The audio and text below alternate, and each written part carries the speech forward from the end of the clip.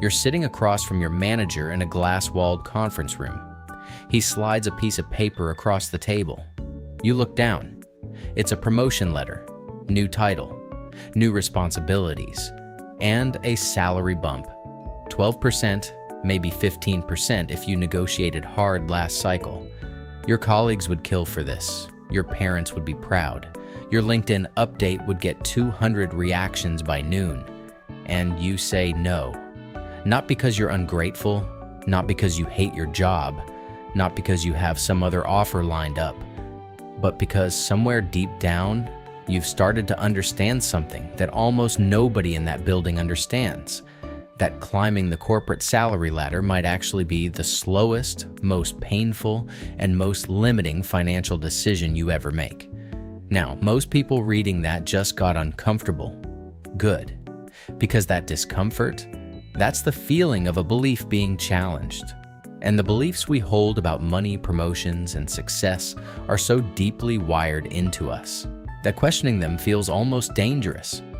But what if the entire framework you were taught about financial success is just wrong? What if the promotion isn't the prize, but the trap? Today, we're going to walk through exactly what happens, psychologically, financially, and strategically, when you stop chasing salary promotions and start playing an entirely different game. A game where your income isn't capped by someone else's budget, your time isn't owned by a title, and your net worth doesn't depend on your boss having a good quarter. Stay with me, because by the end of this, you will never look at a promotion the same way again. Part 1. The illusion of the salary ladder. Let's start with the story we were all told. Study hard, get good grades, land a stable job, work your way up, get promoted, get a raise. Repeat until retirement. It sounds reasonable. It sounds safe. And for most of the 20th century, it kind of worked. Companies offered pensions, lifetime employment, and a clear hierarchy. You gave your loyalty, and in return, you got security. But here's what nobody updated you on. That world is gone. Today, the average person changes jobs every 4.1 years. Pensions are nearly extinct in the private sector. Layoffs happen in waves, hitting loyal 15-year veterans the same day they hit the guy who just started. And despite all of that, we're still operating with the same mental software from 1965. Climb the ladder, earn the raise, be grateful for the promotion. And the salary ladder itself?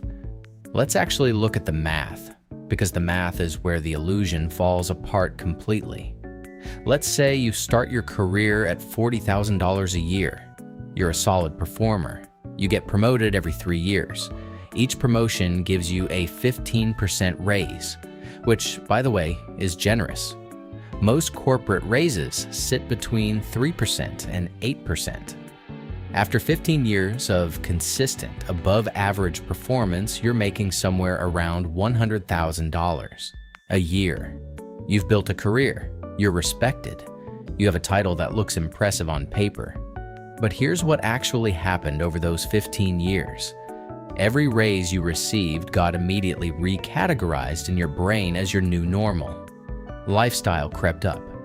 You bought a nicer car because you could. You moved to a better apartment.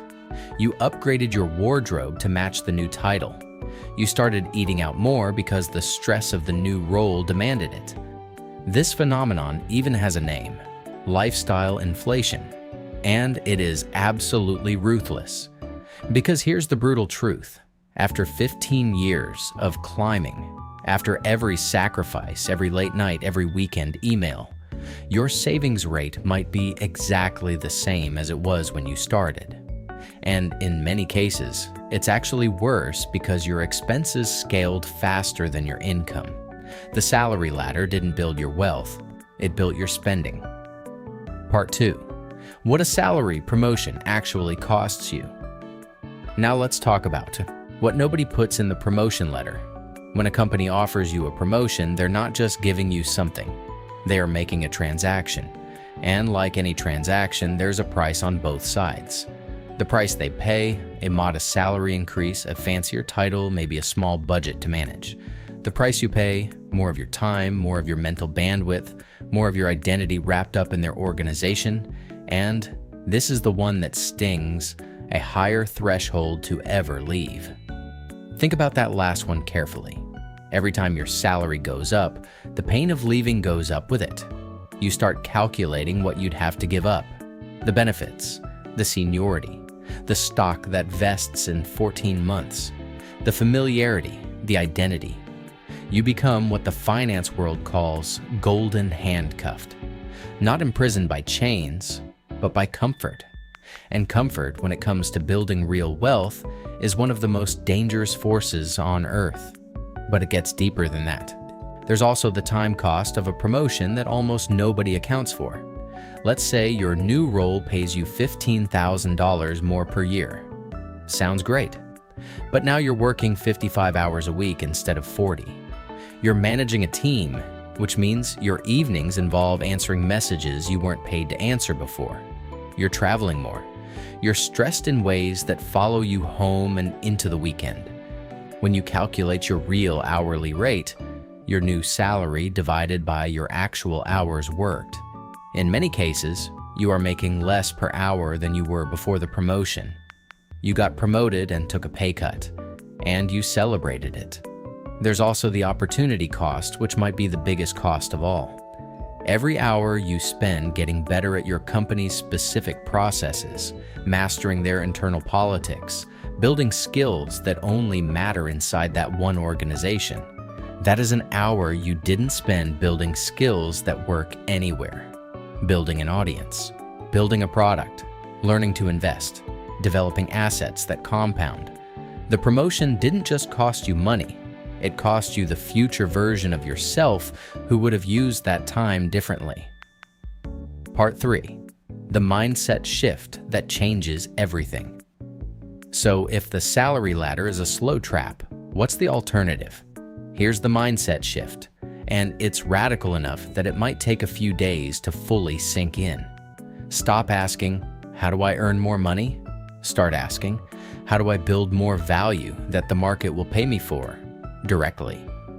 The difference between those two questions is the difference between an employee and an owner, between a producer and an asset builder, between trading time for money and building systems that generate money.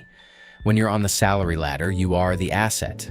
Your time, your presence, your labor, that's what's being sold. And like all depreciating assets, you have a ceiling. There are only so many hours in a day. There are only so many levels in the hierarchy. There are only so many raises before the company simply can't justify paying you more for the same output. But when you start building external value through a business, through investments, through content, through skills that serve a broader market, you stop being the asset and start owning the assets. And assets don't need to sleep. This is why the most financially free people you know are almost never the highest paid employees. They are the people who, at some point, made a decision to step off the ladder and start building something of their own. Even if it was terrifying, even if it was slow, even if their salary dropped for a while before it skyrocketed. They understood something fundamental. Income from employment is linear. You work an hour, you get paid for an hour. But income from ownership is exponential. You build something once and it can pay you forever. Part 4. What you should be building instead. Let's get practical. Because mindset without action is just philosophy. If you're going to say no to the promotion treadmill, you need to say yes to something else. And here's where most people get stuck. They reject the ladder, but they don't have a blueprint. So let's build one. The first thing you build is an income floor from your job, not a ceiling. This is important. The goal isn't to quit tomorrow and sleep on courage.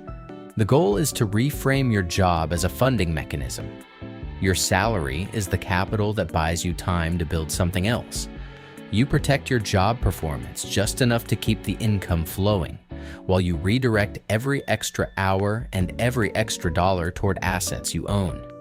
Your job is the runway, not the destination. The second thing you build is financial literacy that's actually applied. Most people think they understand investing. They have a retirement account, maybe a brokerage account. They've heard of index funds, but there's a massive difference between knowing about investing and systematically, consistently, intelligently deploying capital into assets that grow.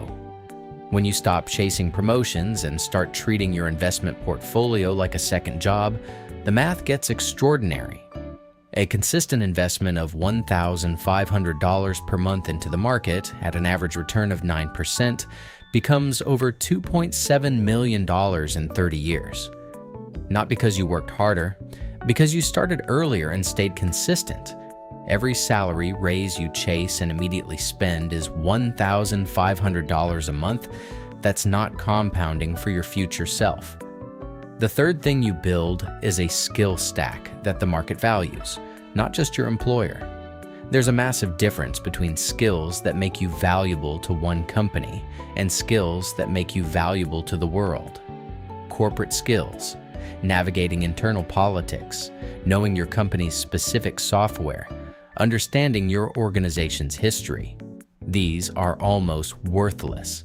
Outside those walls, market skills, writing, selling, building, coding, designing, teaching, analyzing, these travel with you everywhere. They scale. They compound. A great copywriter can earn money for 10 different businesses simultaneously. A great investor can deploy capital from anywhere in the world. A great content creator can reach 1 million people without asking anyone's permission. Invest in the skills that follow you when you walk out the door. The fourth thing you build is a side income that can eventually become your main income. This doesn't mean you start a dropshipping store tomorrow and expect to replace your salary by next quarter. It means you start small, you stay consistent, and you treat the early phase as education, not income. Maybe it's freelancing the skill you use at work. Maybe it's content creation in a niche you care about. Maybe it's a small e-commerce operation. Maybe it's flipping assets. Real estate, cars, domain names, whatever. Matches your skills and interests. The vehicle matters less than the act of starting and the commitment to improving. Because here's what happens to most people who start a side income, even a small one. Within 12 to 18 months, they see the world completely differently.